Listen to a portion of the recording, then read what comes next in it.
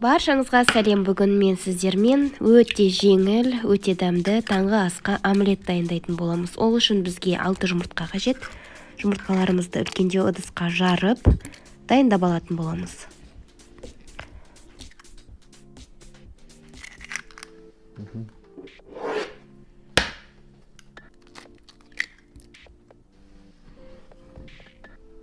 Содан соң тұзын және бұрышын себетін боламыз.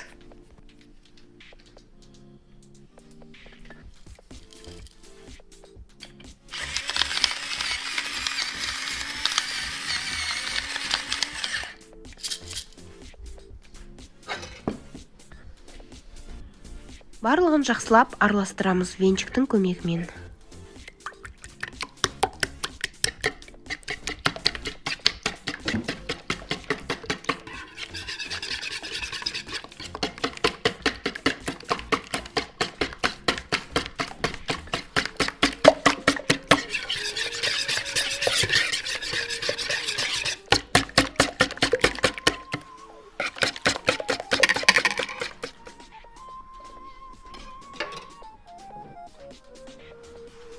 Жақсылап араластырып болғаннан соң сүтімізді құямыз.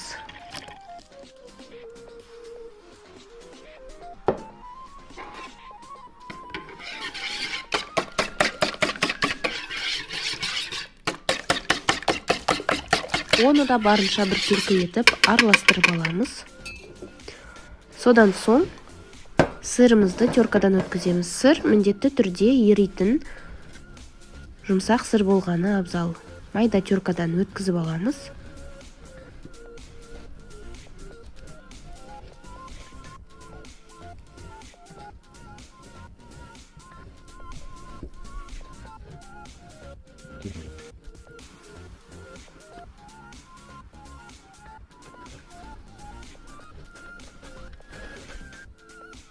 Содан соң барлығын жұмыртқалы массаға саламыз.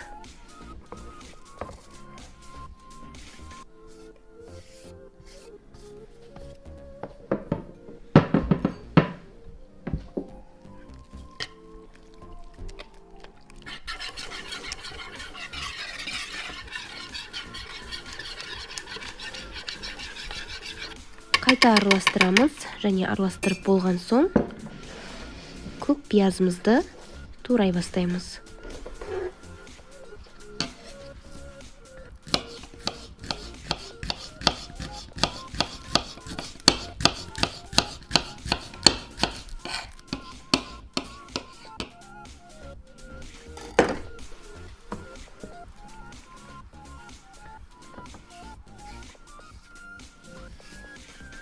Майда етіп туралған көк пиязымызды жұмыртқалы массаға саламыз және жақсылап араластырамыз оны да.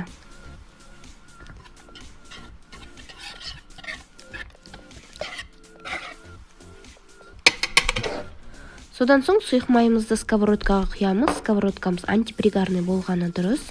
Және сұйық май оливковое масломызды жақсылап майлап ыдысымызды жасаған массаны осы ыдыстың ішіне ақырындап құятын боламыз. Сковородкамен астын жай ғана басып, газдың үстінде немесе плитаның үстінде пісірсеңіздер де болады, және мен сияқты духовкаға салсаңыз да болады. Духовкамызға салынатын және ұстайтын жері алынатын сковородка болғандықтан 20 минутқа 200 градусқа қойғанда беті қызарып, осындай өте дәмді сырный омлет пайда болады.